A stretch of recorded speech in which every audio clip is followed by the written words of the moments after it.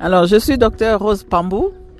Je suis déjà pasteur en même temps, pasteur missionnaire, et fondatrice de l'association Les Amis de Twidi-Madiata. Ici, nous sommes dans le village de Twidi-Madiata. Donc, je suis pasteur missionnaire. C'est comme ça que je voyage un peu dans la France, les États-Unis et le Congo maintenant. Alors, les Amis de Twidi-Madiata, nous intervenons dans plusieurs secteurs. Donc, il y a les secteurs de l'agriculture, les secteurs de la santé, les secteurs de l'éducation, l'aménagement des sources d'eau et l'accès à l'eau potable. Et bien sûr, il y a l'évangélisation. Mais nous aidons aussi les personnes vulnérables. Là, nous intervenons aussi avec les orphelins et tous ces gens. Pour moi, étant à l'étranger, donc j'ai réussi ma vie, j'ai une vie familiale stable et tout ça. Je pensais quand même redonner à mon pays d'origine. Bon, c'est vrai, ici nous sommes à Twidi-Madiata, là c'est le village de mon mari. Et moi je suis originaire de Luila ville. Luila dans Nondwe de Kassangoulou, donc je suis originaire de là. Mais quand comme j'avais vraiment réussi ma vie à l'étranger, je me suis dit si je peux redonner quand même à mon pays d'origine, ça serait vraiment une bonne chose. Et changer la vie, ne fût-ce que d'une personne, ne fût-ce que d'un enfant, changer une vie, c'était vraiment quelque chose de bon. Et en plus de ça, redonner au pays en s'alignant avec le gouvernement, bien sûr. Parce que le gouvernement fait déjà des choses, mais si moi aussi je pouvais apporter ma pierre d'édifice à cette construction, je crois que c'est ce que je suis en train de faire. Je vois par exemple, nous commençons par l'éducation. Nous avons aidé à construire, par exemple à Luila, nous avons aidé à construire l'école, mais nous n'avions pas commencé par la construction de l'école. Quand j'étais venue, je me suis dit qu'est-ce que je peux faire. J'ai commencé d'abord à parrainer les enfants, à payer leurs frais scolaires, à apporter des fournitures scolaires, à aider les professeurs. J'ai commencé par là. Et aujourd'hui, je suis très, après autant d'années, je suis très contente. La dernière fois, j'étais à Luila et j'ai vu les 3 premiers enfants parmi les 5 qu'on avait parrainés vers l'année 2001. Ces enfants-là, les 3 sur les 5, il y a un qui est pharmacien, un qui est ingénieur et l'autre qui est professeur à Kinshasa. Et quand j'ai vu ça, j'ai vraiment laissé couler des larmes. Je me suis dit, waouh, au moins, j'ai changé la vie de quelqu'un. Et aujourd'hui, ces enfants-là peuvent subvenir à leurs besoins et pourquoi pas aux besoins de leur famille. Ça, c'est dans l'éducation, à part les écoles qu'on a construites. Et là, dans chaque village, maintenant, dans chaque village où nous intervenons, donc nous commençons par Luila et Twidi-Madiata, vous voyez derrière nous, il y a le centre de ressources. Le village a choisi de donner mon nom. Ce n'est pas que je voulais me mettre en avant, mais le village a donné mon nom. Et là-dedans, il y a le centre de couture pour les jeunes filles de ce village. Ces jeunes filles qui n'ont pas de métier, et maintenant, nous pouvons être fiers d'elles parce que même les garçons viendront aussi. On avance par étapes, c'est-à-dire on forme déjà une dizaine et on voit vraiment quel sera le résultat au fait de ça. Mais nous avons construit pas seulement une belle maison dans le village, mais là-dedans, c'est le centre de couture en fait. Et ça, et la formation dans le village aussi, nous avions formé des jeunes filles à la fabrication de savons. Moi, j'ai fait la bio-industrie de transformation, c'est-à-dire je peux quand même, bien que je suis pasteur, mais j'ai relié les deux choses, c'est-à-dire il faut d'abord les besoins physiques et puis les besoins matériels et puis après les besoins spirituels. Quand vous donnez quelque chose à quelqu'un, à manger à quelqu'un, eh bien, on peut facilement lui apporter la parole. Donc ça, c'est dans le domaine de la formation, en fait. Et à lui, là, c'est pareil. Donc nous intervenons aussi à former aussi les orphelins qui sont aussi peut-être qui ne peuvent pas aller à l'école. Eh bien, nous les aidons aussi à repartir à l'école, avoir ne fût-ce qu'une base. Puis le domaine de la santé, nous n'avons pas encore construit un centre de santé qui sera construit ici à Tudimadiata. Et à lui, là, nous aidons déjà les centres de santé qui sont établis, par exemple le centre de la cinquantenaire et tout. Ces centres-là, donc nous les aidons en leur fournissant de médicaments. Et ce médicament, nous leur disons toujours d'utiliser ça gratuitement au profit de la population. Pas leur faire payer quand ils utilisent le médicament que nous apportons. Et il y a l'accès à l'eau potable. Pour l'instant, nous faisons faire 2 forages dans la ville de Boma, dans la commune de Sindi, kilomètre 9 et kilomètre 10. C'est ce qui est en train de se passer aujourd'hui là. Il y a 2 forages et ça va servir plus de 100 000 personnes quand même. Et donc, voilà un peu pour l'accès à l'eau potable. Mais par ici, par exemple, nous avions aménagé des sources. Nous ne sommes pas encore à la hauteur de faire le forage ici parce que la route, vous avez vu comment est la route. Nous n'allons pas faire venir les matériels ici. C'est un peu difficile pendant la saison de pluie parce que l'accès est impossible. Mais nous y arriverons. Mais nous avions quand même aménagé les sources. Par exemple, la source ici à côté dans le village de Twirimayenga, la source était à 3 km dans la forêt. Avec les serpents qui mordaient les enfants, des choses comme ça, nous n'avons pas voulu ça. Nous avons vraiment tout fait pour que cette source-là, nous l'avons ramenée jusqu'au village.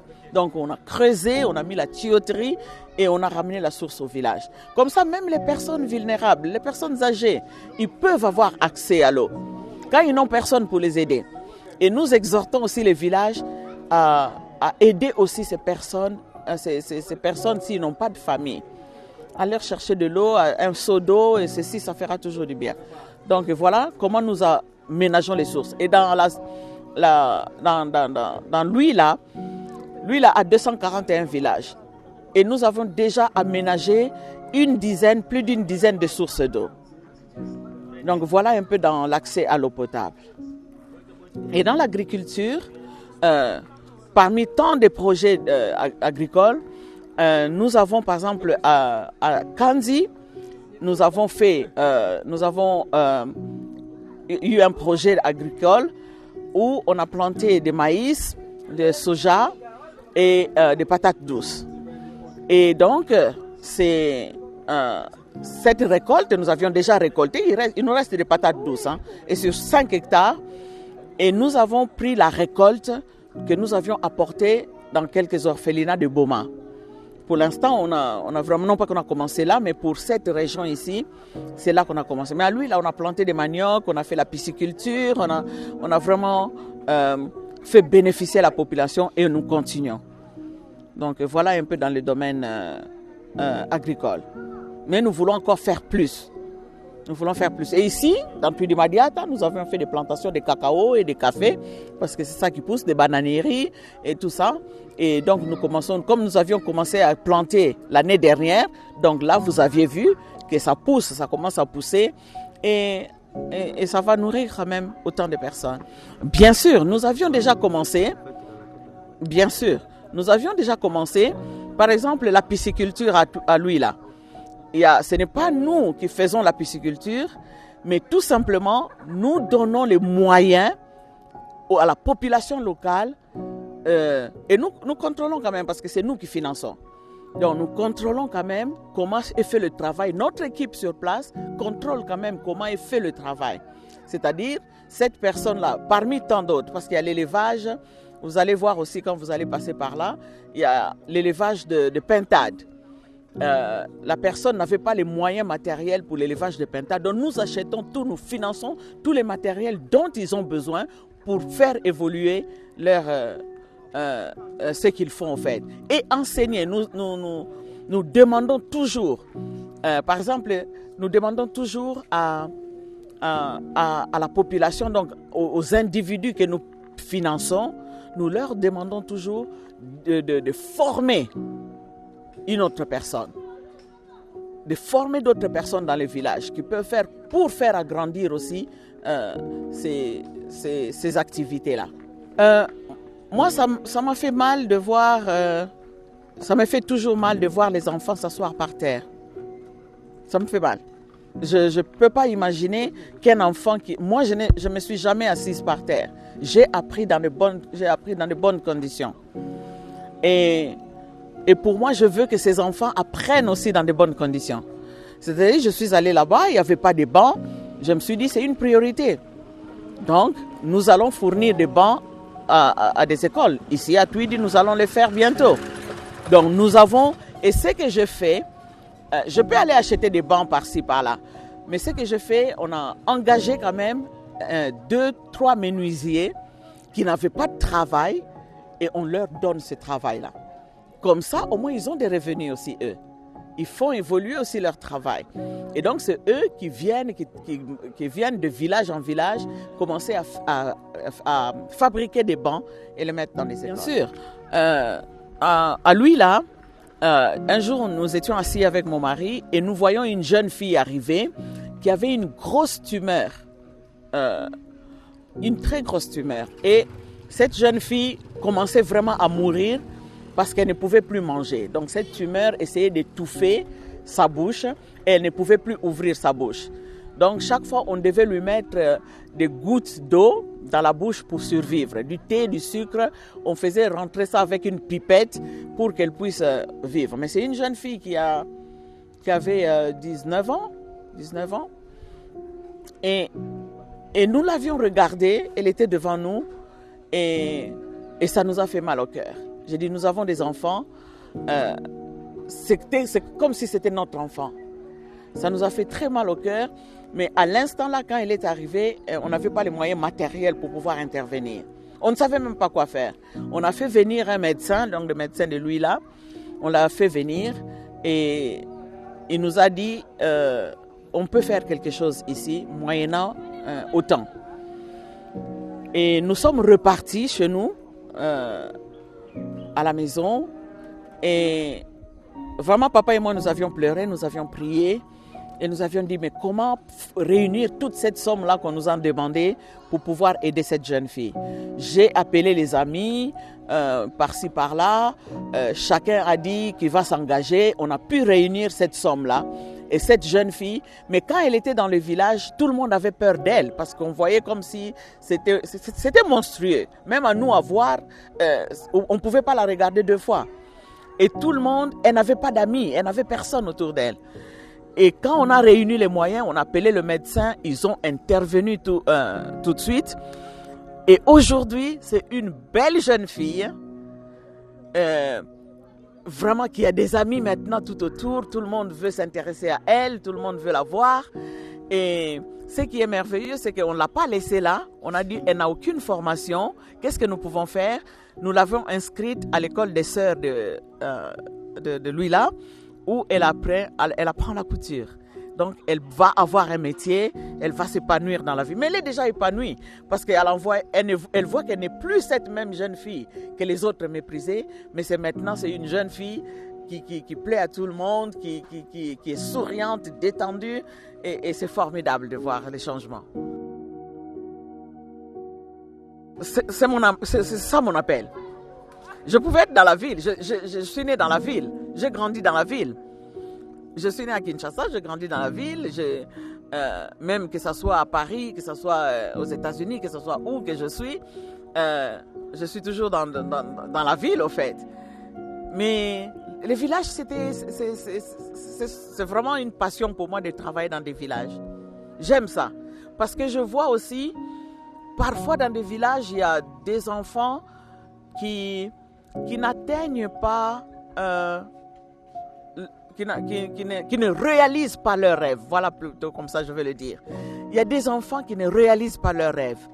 Et moi, je veux vraiment changer ça. C'est-à-dire, je veux vraiment que les enfants de ces villages puissent accéder à l'éducation, puissent réaliser leurs rêves d'enfance. Et voilà un peu comment je peux expliquer ça. Je vous ai tout à l'heure donné l'exemple, je m'excuse, je vous ai tout à l'heure donné l'exemple de ces 3 enfants du village de lui, là, qui sont aujourd'hui pharmaciens, ingénieurs et professeurs. Ça, c'est un changement. je n'ai pas besoin de changer la vie de milliers de villages. Même si c'est un seul enfant dans ce village ici, pour moi, c'est vraiment une victoire. Ici à Twidimadiata, vous avez vu qu'il y a 2 volets. Donc on était focalisé sur les pasteurs à qui on a donné des Bibles parce que ça manque. Ici, là, il y a des gens qui n'ont pas de Bible, il y a des gens qui n'ont rien du tout. Donc on a essayé un peu de renforcer, disons, les besoins des pasteurs des environs. Au moins, aujourd'hui, il y a eu au moins 15 villages différents, des pasteurs et leurs épouses qui sont venus et qui nous ont dit leurs besoins. Bon, moi, je savais déjà, j'avais préparé certaines choses qui pouvaient les aider aussi. Et sinon, nous sommes focalisés d'abord sur le forage que nous faisons à Boma quand même. Bon, c'est vrai, vous avez posé sur Twidimadiata, mais nous sommes arrivés à Twidimadiata parce que vraiment nous devrions voir déjà le village comme on travaille ici, voir ce que nous avions déjà réalisé. Mais nous sommes focalisés à Boma parce que nous allons repartir là à Boma et voir le travail de 2 forages terminé. Ben, nous allons commencer à continuer à renforcer un peu tout ce qui est entrepreneuriat que nous avions commencé. Par exemple, la formation, nous allons voir nous allons faire venir 2 experts, enfin 2 couturiers formés qui doivent venir et voir évaluer un peu le niveau des jeunes filles qui ont commencé. Et voilà, et puis voir un peu toutes les sources qu'on a aménagées, voir l'école. Et nous allons aussi donner, oui, parlant de l'école, nous allons donner des cartables à tous les élèves de l'école de Twidinzambi ici, là. Donc les 156 élèves vont recevoir chacun le cartable. Et puis, il y a des fournitures scolaires dans chaque cartable. Et c'est ce qu'on va faire à l'école. Et puis, une chose que je voulais ajouter, nous avions aussi payé le Minerval de tous les élèves de Twidimayenga, du village de Twidikonde et Twidimayenga. Nous avions payé leurs frais scolaires pour qu'ils passent les examens d'État. Et nous encourageons les filles. Vous savez, dans les villages, parfois, les filles aiment bien se marier tôt. Mais nous les poussons à aller au moins, maintenant c'est quoi? C'est la 4e? La 4e, hein? Donc jusqu'en 4e, parce que nous à notre époque c'était 6e humanité. Et donc nous les poussons, ces filles-là de tous les villages, nous les poussons à aller ne fût-ce que jusque-là. Et nous payons leurs frais pour les examens d'État. Tous les frais, c'est pris en charge par notre association. Donc voilà un peu. Et puis il y a des enfants aussi. Nous allons donner, c'est vrai que pour moi, j'ai vu que mes enfants, je leur donnais toujours des petits cadeaux et tout ça. Donc j'ai acheté une poupée pour chaque petit enfant de ce village. Et une petite voiture, comme 4x4 là, mais une petite voiture pour chaque garçon de ces villages environnants. Donc chaque garçon doit recevoir un fils comme à Noël en fait, hein. Donc chaque enfant recevra un cadeau et pour leur faire plaisir tout simplement. Orphelins, nous avions assisté les enfants orphelins Noël dernier où nous avions apporté parce qu'ils ont besoin de la nourriture, ils ont besoin de tout ça. Et nous avions fait ça à Kinshasa, nous avions fait ça à Luila. Et donc nous intervenons comme ça pour des enfants vraiment orphelins et pour que ils sont orphelins, ils n'ont ni père ni mère, parfois ils n'ont pas de famille et nous voulons tout simplement les aider à réaliser aussi leurs rêves parce qu'ils ont droit à ça. Les difficultés, on en a rencontré beaucoup. Ouais, les difficultés, on en a rencontré, on en rencontre encore et on en rencontrera toujours. Mais dans chaque difficulté, moi j'apprends. Dans chaque difficulté, j'apprends à évoluer. Et je vais vous donner un exemple. Quand j'ai commencé à construire l'école de Sebeko, lui là, tous ceux qui connaissent cette école-là, j'ai commencé à faire construire cette école-là. Les gens ne croyaient pas parce que je n'avais pas assez de financement et j'y allais doucement. L'école a pris je ne sais pas combien d'années et même les villageois n'y croyaient pas en disant mais cette école-là, elle ne va rien faire cette dame, elle nous raconte n'importe quoi, elle ne va rien faire. Mais moi, je suis une femme qui suis persévérante, j'ai la foi et je tiens. Parfois, je ferme mes oreilles parce que je connais ma vision, je connais l'objectif et je dois atteindre cet objectif-là. Et aujourd'hui, je crois que l'école, tout le monde qui passe à Sébéco voit l'école, voit qu'il y a des bancs dedans, voit qu'il y a les élèves. Il y a combien? 500 et quelques élèves à lui là. Et je crois que maintenant, les villageois, avec tout ce que nous avions fait en 20 ans, ils ont confiance en nous. Ils savent que cette femme-là, quand elle parle, ce n'est pas seulement la parole. Je ne parle pas beaucoup, c'est vrai, là, c'est l'interview, je parle. Mais je ne suis pas quelqu'un qui parle beaucoup, mais je suis quelqu'un qui agit. Quand j'ai la vision, eh bien, j'y vais et l'objectif sera atteint. Il n'y a rien qui peut m'arrêter. Mais les difficultés, on en a toujours rencontrées. Je peux en citer tant d'autres. Parfois, l'incompréhension.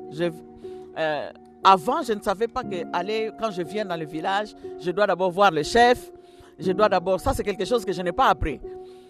Mais maintenant, en venant ici, j'ai appris que quand je viens dans le village, je vois d'abord le chef, je lui parle de ma vision, je lui parle de ce que je devais faire. Et c'est sûr que le chef m'a toujours cru. Donc,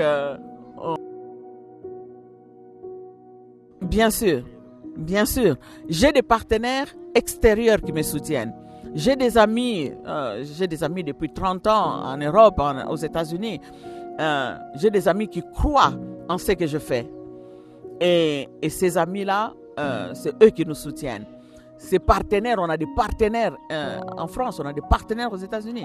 Ils nous soutiennent dans chaque projet. Et il y a une chose que je fais souvent. La dernière fois, il y a eu Maman Wanda qui est venue ici, donc qui est elle, bien blanche des États-Unis. Et il y a même des gens aussi de France qui viennent et qui viennent voir. Pourquoi je les fais venir?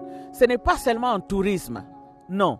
Je les fais venir pour qu'ils voient de leurs propres yeux que l'argent qu'ils me donnent, eh bien, sert à la population. Oui, à la population en général. Donc, voilà un peu comment moi je fonctionne. Donc, je leur fais, quitte à chercher un billet pour quelqu'un, mais la personne doit venir et doit voir, au moins moi, ce que j'ai donné, ça construit l'école, ça a acheté des bancs, ça a aménagé des sources, ça a envoyé des enfants à l'école, et ainsi de suite. Voilà un peu comment je fonctionne. Pour moi, je crois que chacun doit apporter sa pierre d'édifice. Je crois que j'ai dit ça tout à l'heure. Le gouvernement fait, mais si nous tous nous venons aussi nous accrocher au gouvernement, nous mettre ensemble avec le gouvernement, nous pouvons faire encore de grandes choses. Et mon message arrivera sûrement que ce soit au gouverneur du Bas-Congo, que ce soit à la présidence, que ce soit au ministre.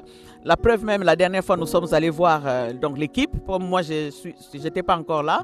Donc l'équipe est allée voir le ministère du développement rural. Et le ministre nous a bien reçus, il nous a donné des conseils, il nous a dit comment faire. Et ça, c'est des choses, par exemple, que je commence à voir maintenant que je dois faire. C'est-à-dire, je dois aller vers les gens. Parce que si je ne vais pas vers eux, peut-être qu'ils ne sauront pas ce que nous faisons. La preuve, on a travaillé depuis toutes ces années, mais nous voulons vraiment que maintenant, le gouvernement nous entende, le gouvernement nous soutienne aussi, et nous accompagne aussi dans ça. Donc voilà un peu mon message. Mais nous sommes là, chacun doit apporter sa pierre. Chacun doit apporter. Le gouvernement est là, c'est vraiment la fondation, et nous devons apporter nos pierres. C'est vrai que vous me direz, beaucoup de gens disent ça et puis ils finissent là-bas. Pour l'instant, ce n'est pas mon appel, vraiment ma vision. Je crois que je vous ai donné ma vision. Je dois vraiment atteindre les objectifs de ma vision. Pour moi, c'est ça. Mais avoir un agenda caché, je ne l'ai pas. Peut-être revenons dans 30 ans, 40 ans et on verra s'il y avait un agenda, vous le saurez. Mais pour l'instant, je n'ai pas d'agenda caché.